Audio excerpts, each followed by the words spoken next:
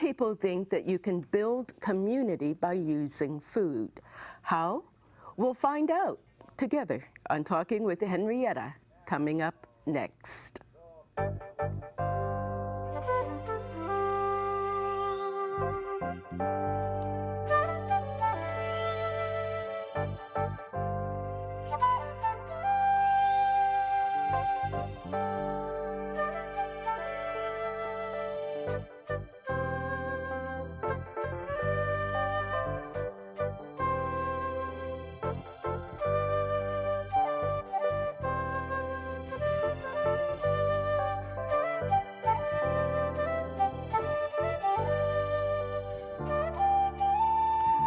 Hi, I'm Henrietta. Welcome to the show. There is a revolution going on in the food industry. On the one hand, when you hear the term agribusiness, it's easy to think of processed foods, pesticides, herbicides, and genetically modified food.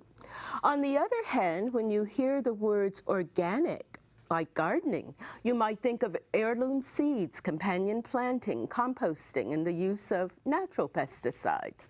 We can all agree that food is basic to life, but the way it's grown and what we eat have become the subject of controversy. On this show, my guests will discuss the current food revolution and some of the issues surrounding our present and future food supply. Louisa Boada is seated to my far left. Louisa has over 37 years of experience in health care administration, management, and organizational development. She is the founder of a health clinic in both Salinas and Berkeley. Among her other achievements, she participated as a consultant in the development of the Ravenswood Family Health Center in East Palo Alto, where she has served as the CEO since 2003.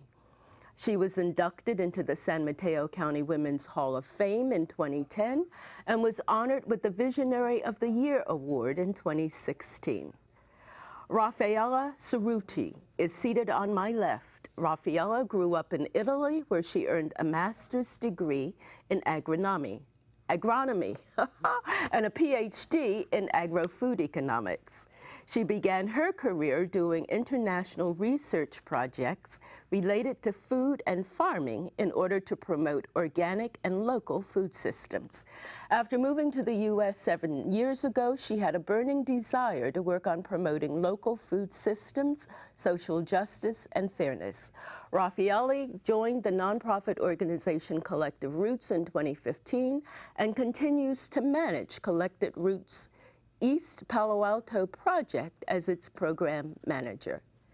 Najiha Al-Azmar manages the Collective Gardening Network, a network of East Palo Alto and East Menlo Park gardeners, as part of the Collective Roots project. Najiha works to make it more affordable and accessible to grow and share organic produce through building, maintaining, and facilitating gardens and gardening workshops. She grew up in the San Francisco Bay Area and graduated from the University of California, Irvine in 2012 with a BA in Psychology and Social Work.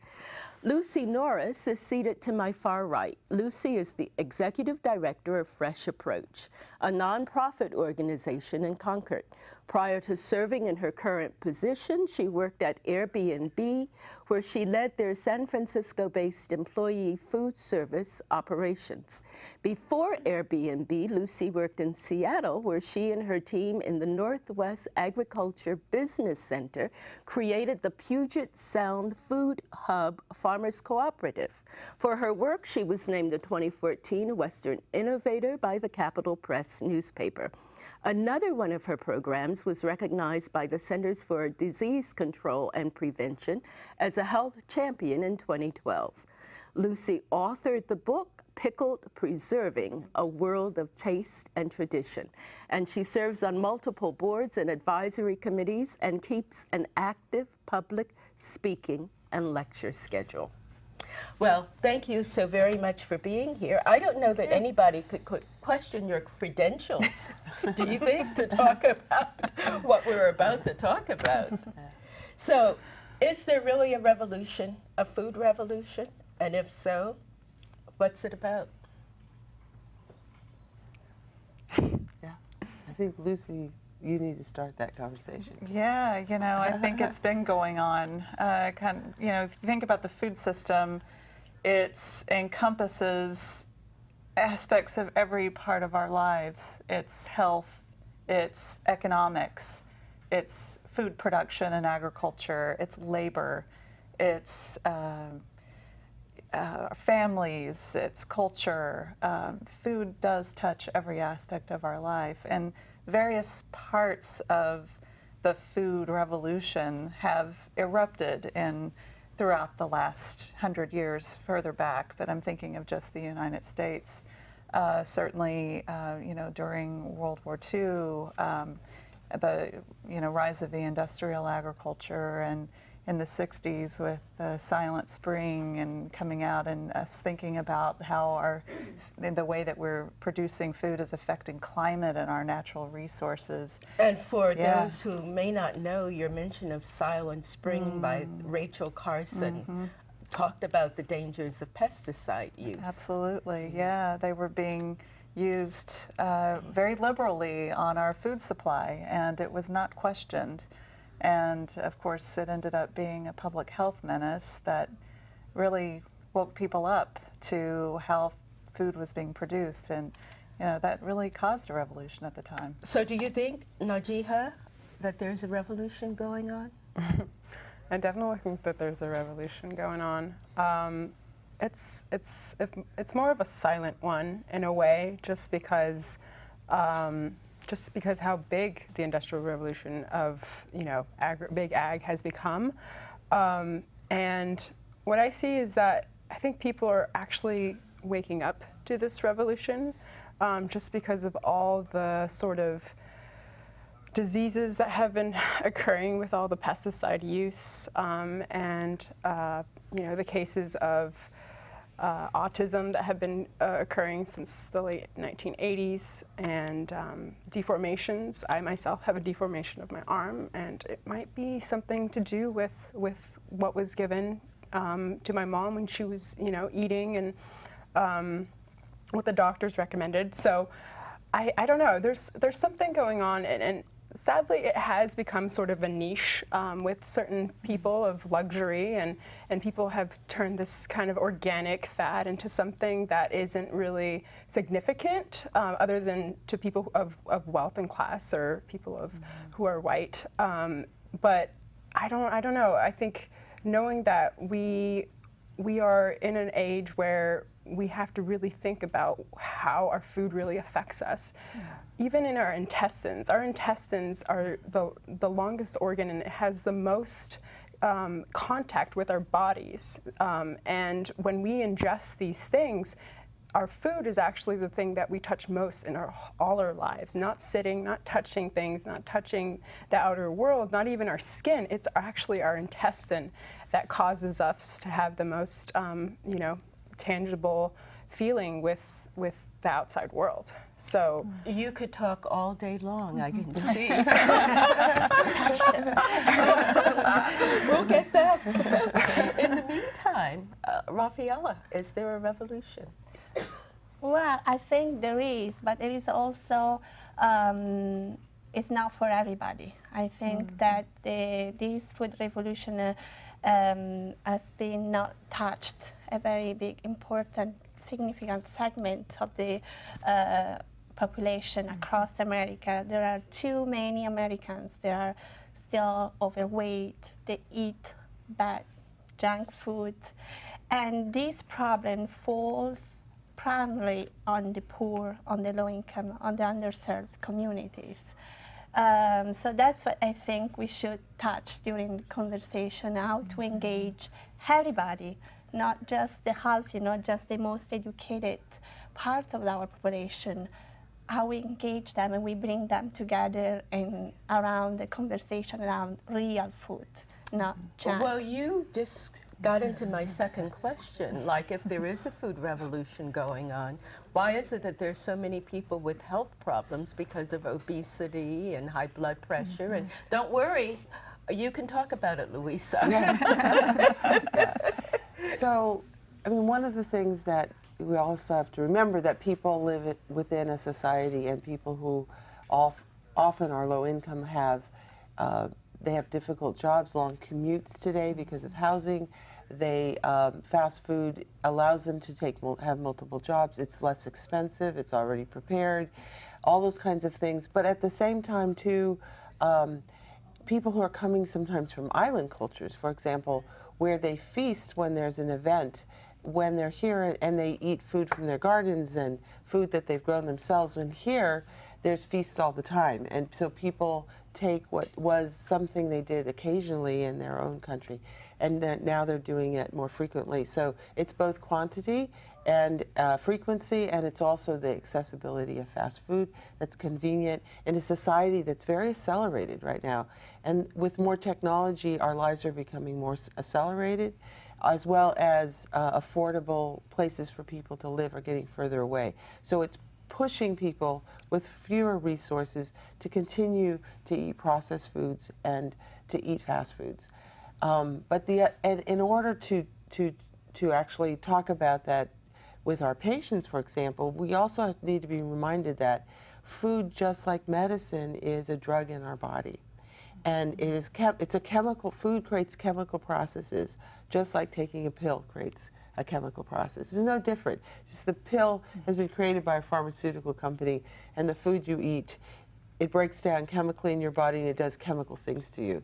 And if you think that you're ingesting a bunch of chemicals that are going to harm your organs, you might think twice about it. But again, you were talking about it isn't just for the educated. We need to have those conversations with our families, and then we need to find a way how they can both culturally and economically access food that's healthy for them. It seems to me then what we need to do is change the way we look at food. For example, you said if people realize that they're ingesting chemicals when they eat food that's going to do harm to their bodies, and you might think, but wait a moment, this is supposed to be food, which is supposed to be good for my body, and if it weren't good for my body, why is it out there on the shelf? I mean, how do you explain that there are a bunch of chemicals out there that we can buy that's going to be harmful to our bodies? Right. I mean, for so many people, and I would think, in the case when I was growing up, my mother was on nutrition assistance, and so we, for several years, and we bought whatever we could with food stamps, and and it was a lot. She did have a garden, which was fantastic, so that was my experience with eating seasonal tomato that really tastes like something, in addition to the canned tuna and the boxed mac and cheese and the SpaghettiOs that we could get. I was supplementing. A lot of people didn't have that, and in my case I was very lucky that my mom thought about that and had access to a little bit of land. But food in my family was always a reward. My family couldn't afford a new Lexus or to buy designer jeans. That you could bring the family together around food, and that was really special. And sometimes that food was very cheesy and very fried and very celebratory because it was a reward for hard work, and that's how you could bring people together. So I don't discount the thinking around wanting to gather around good tasting food and recipes that have been passed down, and maybe if they're fried fish or crispy things that aren't necessarily very healthy for you. It's certainly not discounting that, but if that's all you eat, then that is going to cause long-term So damage. how are people supposed to know if you're hungry? And let's say you have that commute that you talked about, and you have access to getting food that's cheap, that's easy to eat, that you can eat in your car. What do you tell people as options? And how do you tell people, well, wait, don't do that? What are they going to do instead? I think actually cooking and using fresh produce could be cheaper than going to a fast food restaurant. It's just more time consuming, of course. So I was perhaps lucky because I grew up in Italy in a small village, and my parents owned a farm. So I was lucky that I grew up very familiar.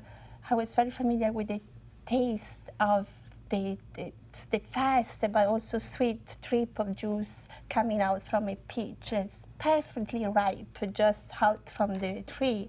So I know that feeling, and I thought my experiences back in Italy, back in the farm, kind of taught me that actually food can be a resource for people, can be this universal language that can taught also nutrition, we can taught how to thrive even with limited resources.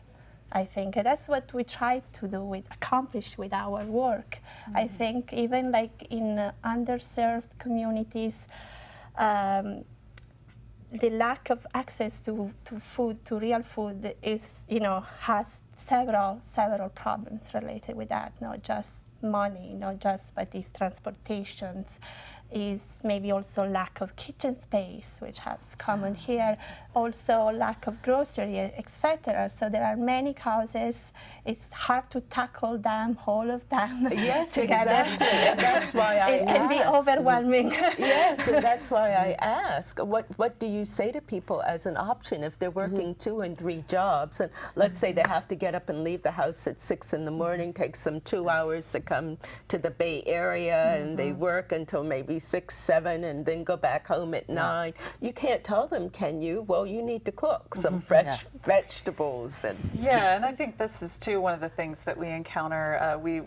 Fresh Approach has a program called Veggie RX, and it can be either a drop-in at a senior site or a community center or a clinic. And we also do series classes, which follows a cohort of people who kind of get to know each other, and they share food and learn real practical tips around, meal planning and basic knife skills. And, maybe they know how to cook, but maybe cooking with a lot of vegetables is new, or basic knife skills. yeah, like to chopping, cutting. We provide colanders and cutting boards and things that, if they participate in the class and they get these things. And then we also hand out vouchers, and it complements some of the other programs where we have with the Wednesday East Palo Alto Farmers Market that happens at the Ravenswood Clinic between April and November.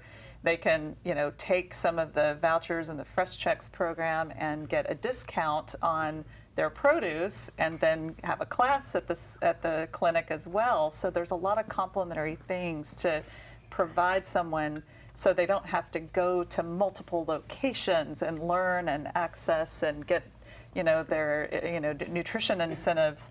That can be done in a way that they're already going to be there, possibly getting a health checkup or attending a class. They might get childcare. What we're trying to do is create a space where people feel like they belong and feel safe and can learn and feel like they're together among their community members and their neighbors. That's once they get there. Yeah. Now, I'm thinking food gives you immediate gratification. And when you talk about chopping the food and using the colander, that's all work. Now, how do you? Yes, yes. It's worth the work if it's going to improve your health. Yeah, I mean, let's face it, the recipes that we're teaching are really simple, tasty recipes, maximum taste, maximum health, and ease. We're not adding, complicated recipes to our classes. These are things that we want people to feel like at the end of it, I did this. This is easy. I had no idea how easy this was if they're new to plant-based cooking. Sure, now, Yeah. Najiha, you have a degree in sociology and psychology and social work. Psychology and social behavior. Social behavior. Yes. Yes. Sorry about the social work. I lost that word It's when I good wrote work, the too. script. It's good work. Yeah.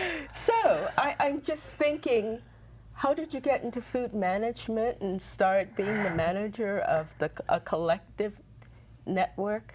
Of gardeners. Yes. That's a good question. I actually went into my university as a biology major. I just knew in my heart that I wanted to help people. any way that I could. And for some reason, I don't know, medicine just seemed like a good outlet.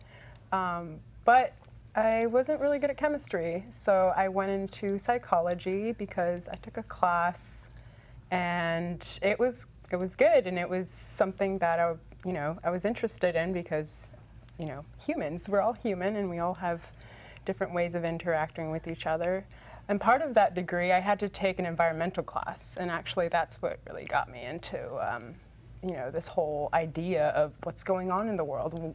Why are we destroying it? Why are we polluting it? And in that class is when I kind of opened my eyes to seeing what was, the degradation that was going on around the world. But also, I had an English class, and we focused on the food system. We focused, I was... In your English class? My English class. So my professor, she focused on the big ag, the industry, and my topic was broiler chickens. So how they were mistreated, the way they are fed, the way they are, compared to the 1950s, they were, about the third of the size of what they are now. Now they're pumped with crazy chemicals and hormones that, that we're ingesting, and that's what's causing a lot of, chemical imbalances in humans. And, a lot of the diseases that we have acquired have been through husbandry, have been through the domestication of animals. So that alone has got me thinking, oh, well, maybe we shouldn't mistreat animals or use them as a way to ingest, a way to feed ourselves, or we need a more humane way of doing it, because the way we're using it now, especially with the CAPOs and everything, is just it's not working. It's not ethical for them, and it's not ethical for us. So do you know I was an English major at one point, but I never got all of that out of my English classes. Louisa, you've been quiet for a while. Yeah. So, there's different ways to bring people to start looking at their health and their nutrition. Obviously, a very difficult health situation will sometimes promote someone to make a change in their life. Part of what one has to do when you're trying to motivate people to think about things differently, because you talked about, you studied behavior change. Well, probably the hardest thing to do, even though something is the right thing to do, the hardest thing is to follow through. And being that this is the beginning of a new year, how many people make New Year's resolutions and by now have already they violated them, and they said, oh, I'll wait till next year, or I won't do it at all, or whatever. It's very hard to change personal behavior. You need to have something that motivates you, and sometimes it's, things like with some family members that are like 40s and 50s, do you want to live to see your grandchildren? Do you want to, you have grandchildren, do you want to be able to take care of them? And so what is it that you value in your life that's going to motivate you to change your behavior, to be healthy, to be available for your family and for yourself? They first have to believe that what they're doing now is injurious to their health, and that if they change that behavior, that's going to bring other results in their lives. And so that is it too. So sometimes being very sick and coming to the doctor, so they're in pain and they're trying to get out of pain. And of course in our society, so just give me a pill and make it go away. But we know that also that may not be, especially with chronic disease, is not going to do it. So how do we motivate people? And I'm not saying that everyone reaches that right away. We've had people we've worked with for 6 years with diabetes and just never making any progress, and then the person's sister died from diabetes. And suddenly it's very personal and real, and suddenly, oh my God, that's me too. That's me dying next. So how do I change my life? No, we don't scare everybody that they're going to die, because also it's like your children. You want your children, you send your children to school, and you hope that they will learn so they will have a great career and they will have these very successful lives. But if we don't take care of their health, they're not going to make it there, because they're going to get diabetes or heart disease 30s and 40s. So trying to find that thing that matters to people that will motivate them to change, but then also giving them tools. Okay, this is the kind of food you like to eat. Let's take the food you like to eat and figure out ways to substitute the way you cook it, the way you prepare it, but tried to save the taste that is meaningful and the traditions that are meaningful, so you can have the same traditional foods cooked another way that may be more healthy. So that's another approach. And then dealing with proportion, which is another area. So you can have all the foods that you had before cooked slightly differently, but you're going to eat a little less. So let's get a smaller plate. The other thing for people who are living in, we have a lot of families that live in one family per bedroom because of the housing crisis. You know, they don't have cooking facilities. So slow cookers are another way that some of the programs are.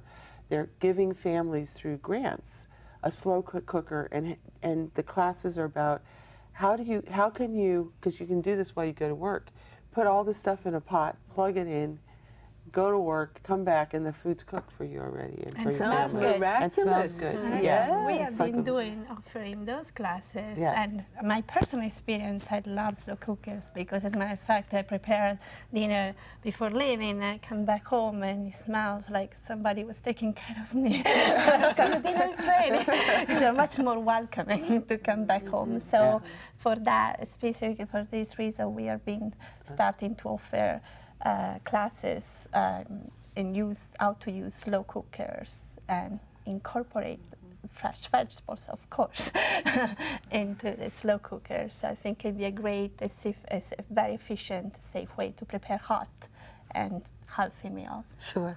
We had, or at least I started off talking about how do you build community with food, through food, or using food.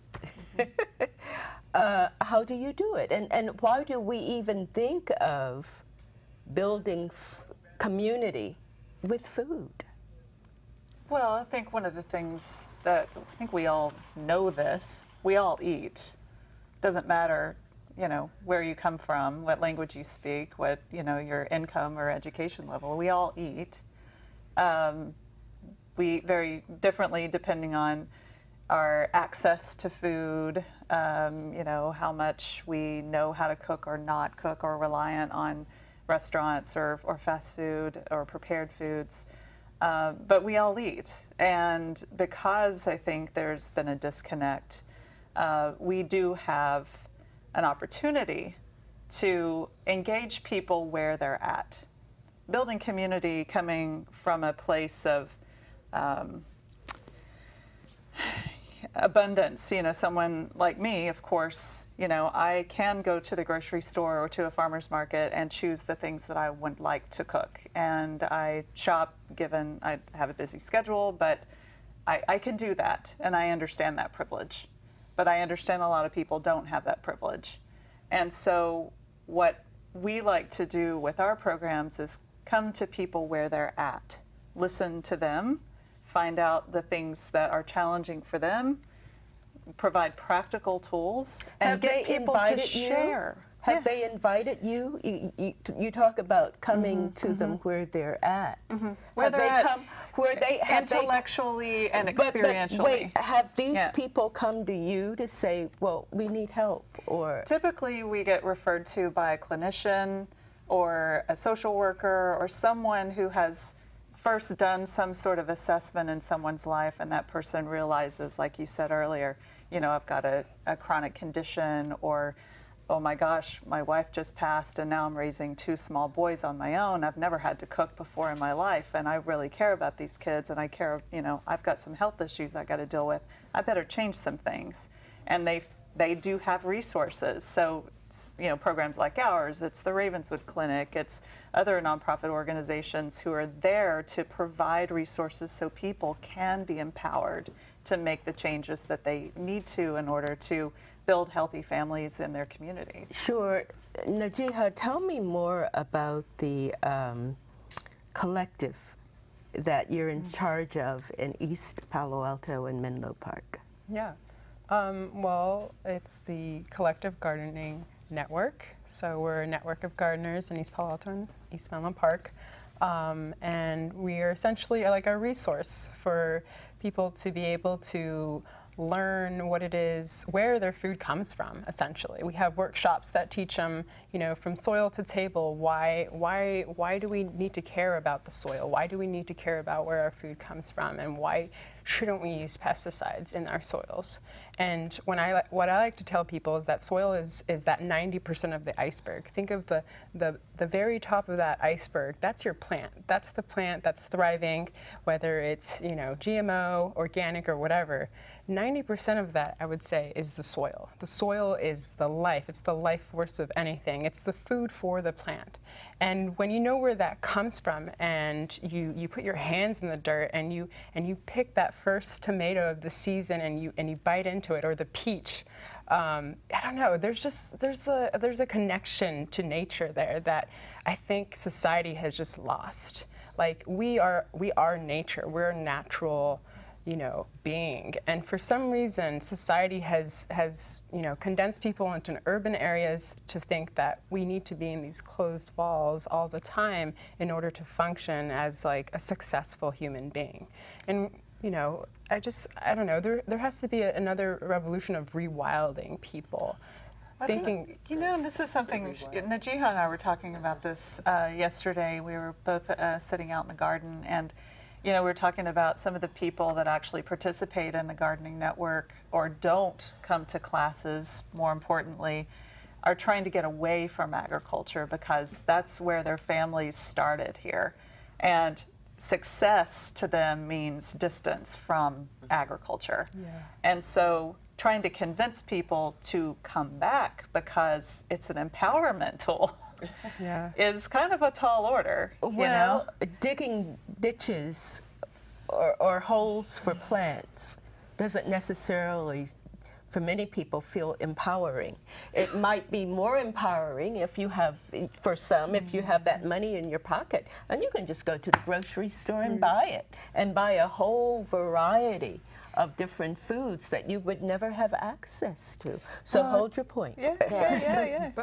So for people who want to buy, there's the farmer's market. And then there is also the Freshest Cargo, which is a mobile farmer's market that's starting on Sundays that Fresh Approach is doing with here in East Palo Alto.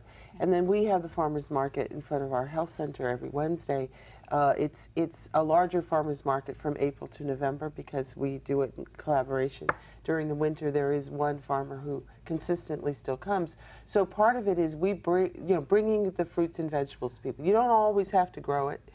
I will say though, I mean, I'm an urban farmer. I have 14 fruit trees, and I plant every year, and I can. You plant them every year? Well, I plant vegetables every year, and I have probably this year produced about 75 pounds of apples alone. And so I'm producing in great quantities, and I'm canning, and I give the food away.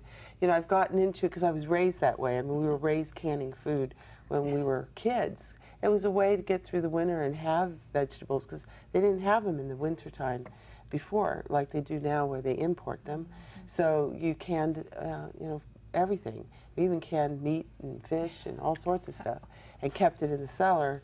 And so when I've gotten, now that I've gotten older, I've been doing it. It's more like a hobby, but I must say that it's very grounding. It's kind of, no pun intended, but it's very grounding to actually fill the soil and to play with the dirt and to put the empowering thing is, which is really fascinating, is putting a tiny little seed, and like a lettuce seed is almost microscopic, and you put it in the ground and it produces this amazing thing. It's like the loaves and the fishes. It just, it multiplies and divides. And then what's more, you can cut the lettuce and leave the roots in, and another lettuce will grow out of it. I have to say to you, I love gardening.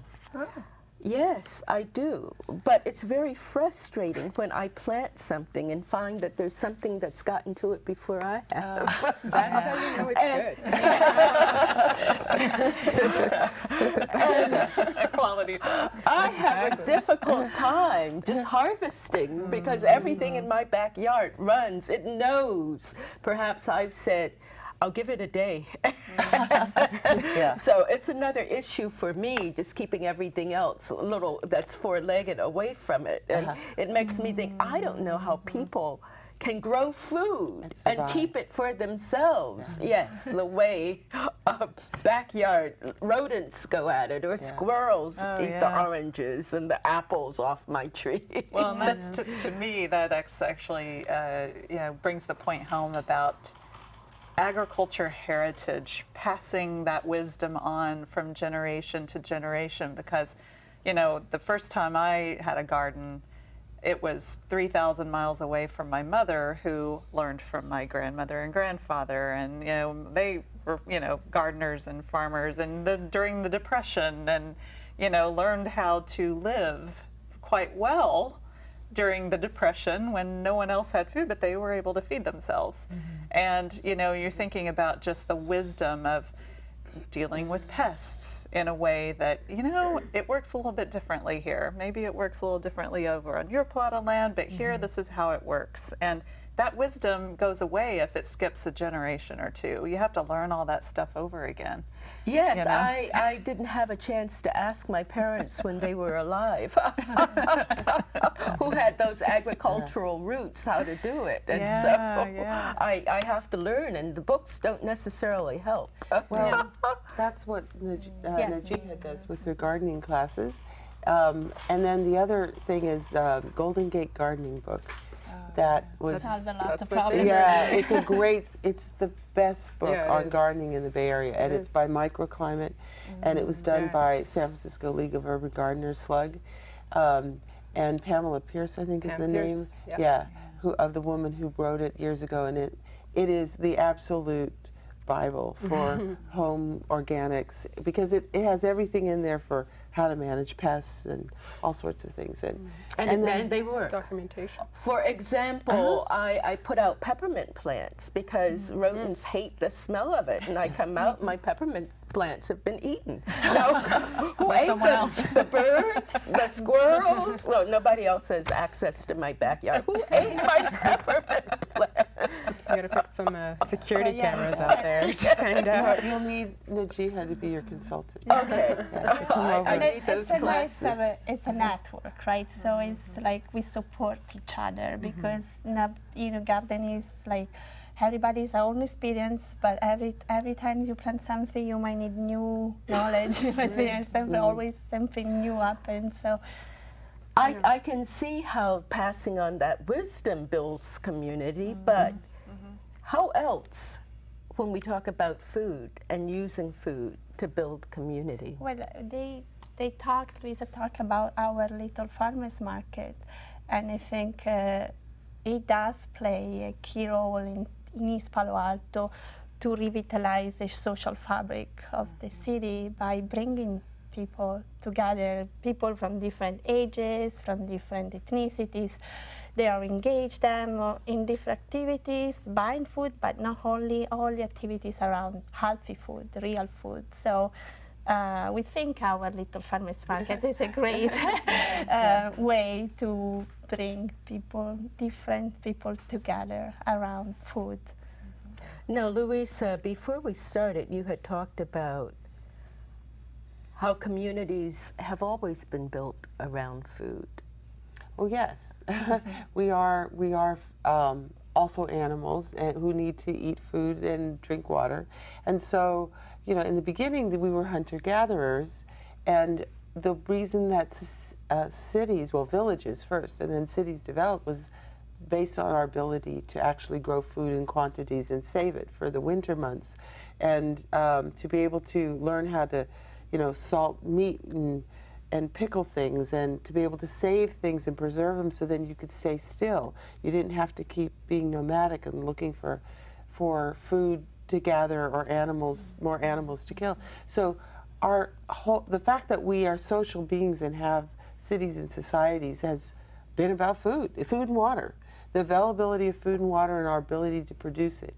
And most societies, if you go back in time, before the Industrial Revolution, food was the center of all their lives. You woke up in the morning, somebody got up, started the fires, you had food in the morning, you went to work out in the fields, you came back and you had something to eat, and you had whatever, chocolate before you went to bed at night. But there was, and then all births and weddings and all events were celebrated with eating the best food, the food you saved for those great moments. And food has been has organized communities for all of our lives with the Industrial Revolution and the nuclear family and the alienation of communities from one another, where no one in your neighborhood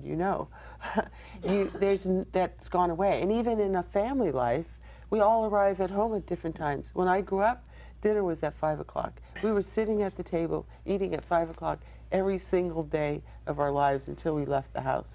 And even if my mother worked, somebody else was in charge of getting that food on the table by 5 o'clock. And it was also a social place where you talked about your day. You didn't have cell phones. People actually looked at each other.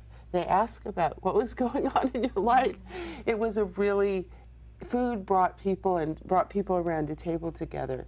And it's also a thing that when you have controversy or conflicts between communities, not only do people, marry and exchange foster children, but they do it around celebrations and food, and the sharing of food, and not poisoning each other.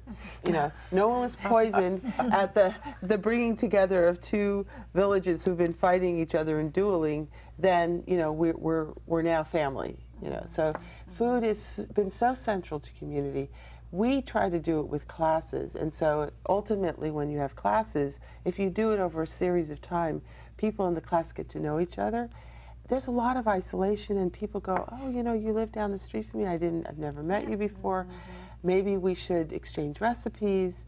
One of the clinics I know does cook-offs, and people compete with each other, and they get to be great friends, and it brings people together who may not have ever met each other in our current society. That's how it helps. You remind me, for example, of the July 4th cookout or cook-off.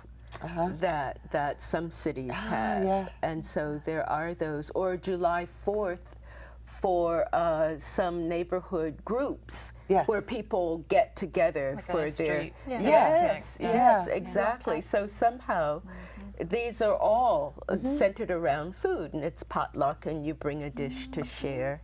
Yeah. Well, fairs. Yes. Country fairs, county fairs. Now, we can sit around this table and we can talk about getting back to basics and the importance of food, but there's agribusiness out there, and there's money in it. How do you reach people to say, think of other lifestyles that you can adopt that are healthier for you than going to stores where there's Coca-Cola and different sodas, and they're marketing to get more community youth. So there is that tension. Yes, exactly. So how do you deal with that, Najiha?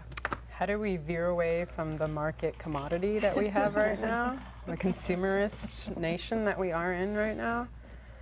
That's a really hard question. I mean, I've been looking into the idea of localizing our food hub, bringing it back to the local community so that we take ownership of our food. We're aware of where our food comes from. When we go to the store, we don't know where it's coming from unless and unless you talk to the store manager who talks to the owner who tells you, oh, okay, this was brought from Nicaragua or from India or wherever. And in that transportation process, what's going on with that food? Why do we pick the food so early and we bring it over here, right? What sort of pesticides are being thrown on it so that it can preserve well? And in reality, our food has it's dwindled down to like a handful of varieties, right? There used to be 150 types of cabbages, and now it's dwindled down to about 12. So, like, what's going on or there? Tomatoes. Or tomatoes. Purple tomatoes. Right. The diversity is key to anything. If we're all the same, it's just, that's a dud, right? If the type of the monocropping that's been going on, it's killing our soil, it's killing our land, it's causing desertification. And once we see that, I don't know, I was just listening to a webinar and they said that, not until the darkest hour do we actually, take a stand, that we make that movement happen. And it's not, it needs to be a movement, but also a revolution. Yeah, so it's something that.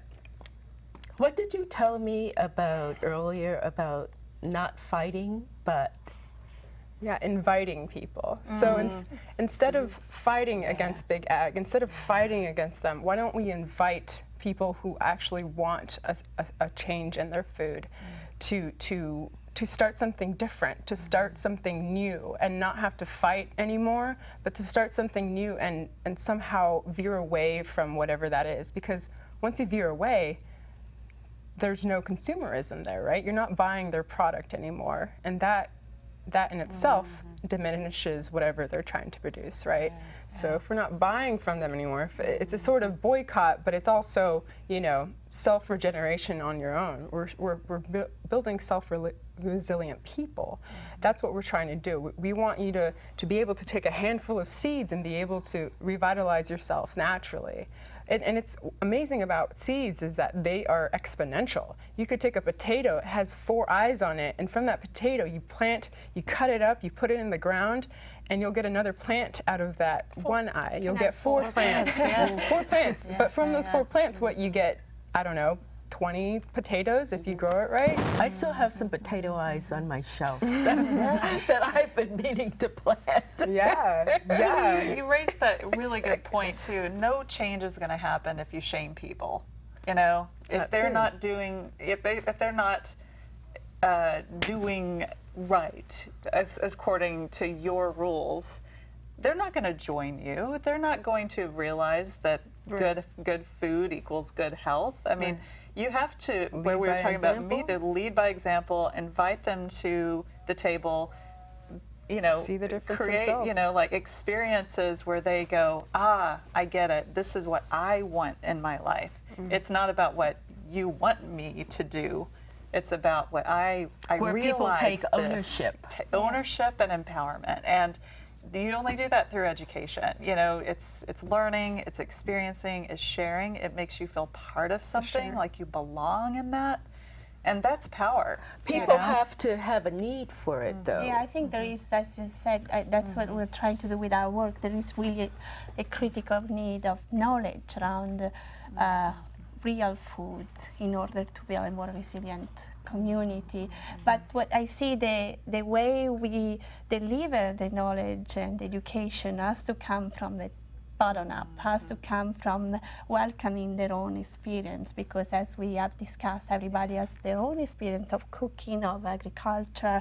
So I believe that we should we should valorize their own maybe not super healthy way of cooking and trying to incorporate in a healthier way, but we definitely always should start from their own experience and perspective of everybody.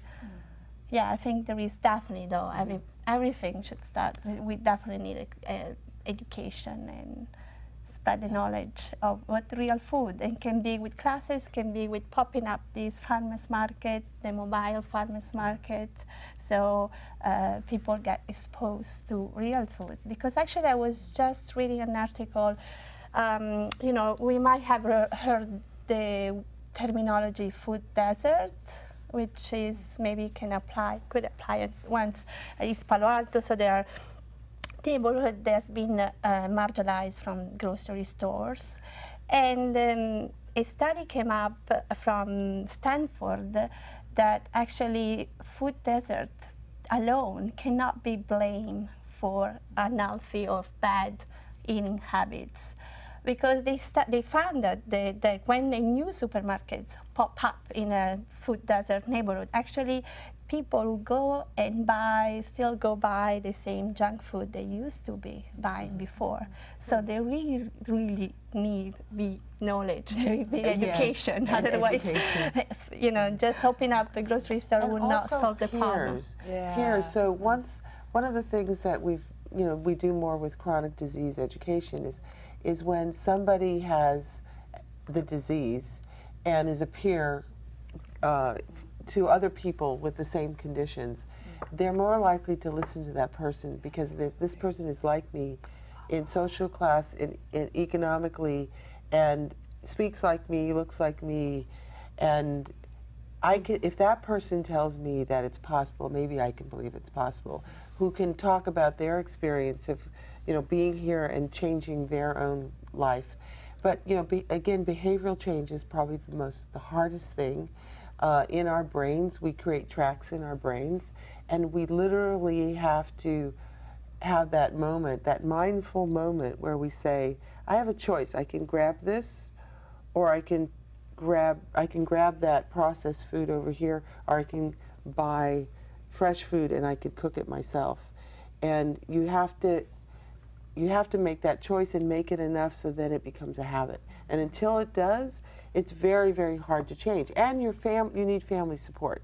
So one of the most difficult things for our families is that if one person is trying to change and no one else wants to, that makes it more difficult. So what's nice about bringing people together is also you're bringing people together who are sharing common experience, even if it's not in their own family group. And so they feel support. They have a community of support outside of their everyday community that might encourage them and help them to make the next step. And that's all you can really do, because at the end of the day, and I tell my staff, it's our goal to motivate people to desire good health and to invest in themselves, because we might see them 10 hours a year. The rest of the time they're home, or they're out in the community doing whatever they're doing in their lives, eating whatever they're eating, living however they're living.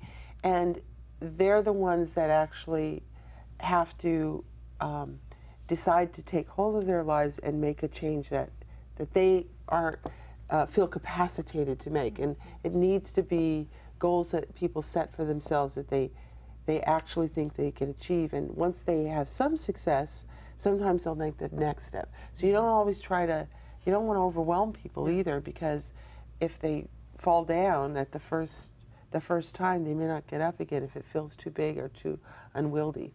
So really it's helping people to make small steps to manage the health in their lives. Yeah.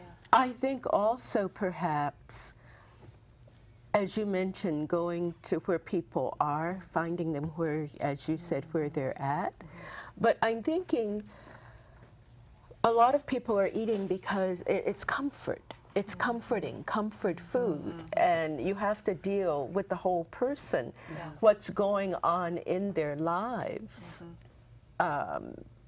Because if that chocolate cake is going to give them some immediate gratification, and that's what they're needing at that moment, all of the talk about healthy food might not make a difference. Like that reward that I was talking about earlier is like, oh, I work really hard, I deserve this kind of mentality. And, if that's chocolate cake is that reward that's much more attainable than, say, like a new car or a vacation to Hawaii.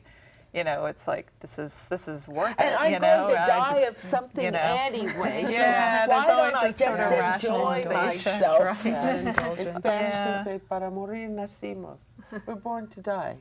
So What's the big deal? Yes, I might as well enjoy myself along the way, and if this gives me enjoyment. Well, part of the reason why we're the Freshest Cargo Mobile Farmers Market that runs the East Palo Alto route on Sundays.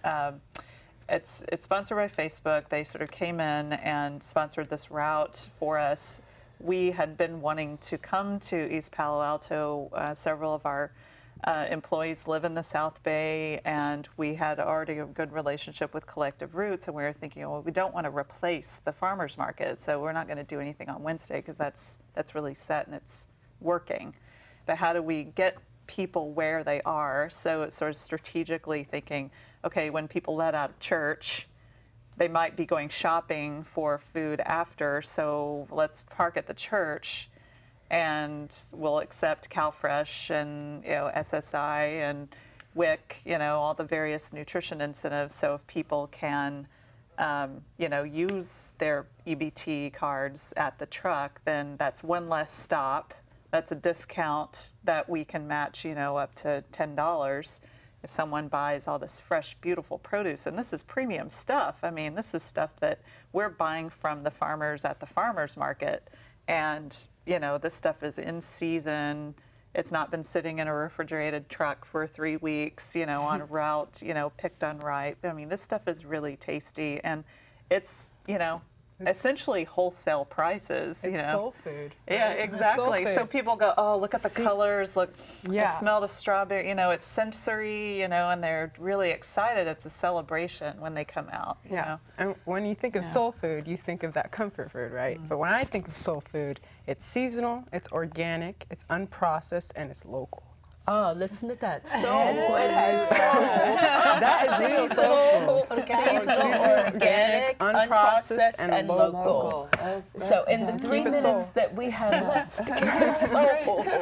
Something to share that we haven't talked about or you might want to emphasize.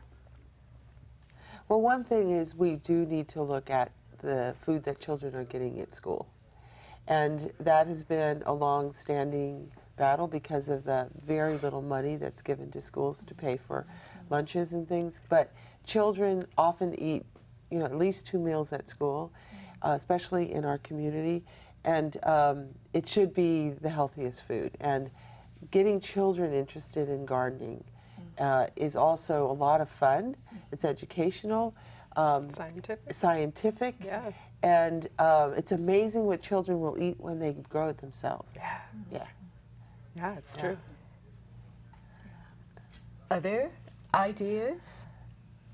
Well, I think too, senior populations, you know, they have a lot of stories to tell. You know, they've seen a lot of change that we are, you know, in the process of working on, you know, right now in the communities in this modern era with all the technologies and everything, but they've seen how things have changed. You know, they lived through Tang and Jell-O and all the, like, the stigma of real food when everything good was coming from a box or a, you know, cake mix or that sort of thing. I mean, I remember thinking my grandmother grew up during the Depression on a farm, but then in the 1950s and 60s, she learned how to not eat butter or eggs because that was suddenly not the right thing to eat. And now, you know, like she's passed on, but I remember thinking she finally got to enjoy eggs and butter again because, you know, the sort of nutrition of the day, you know, made it okay for her to eat those things again, and which she enjoyed and loved. So that's why You know? I think it's always important to keep your roots.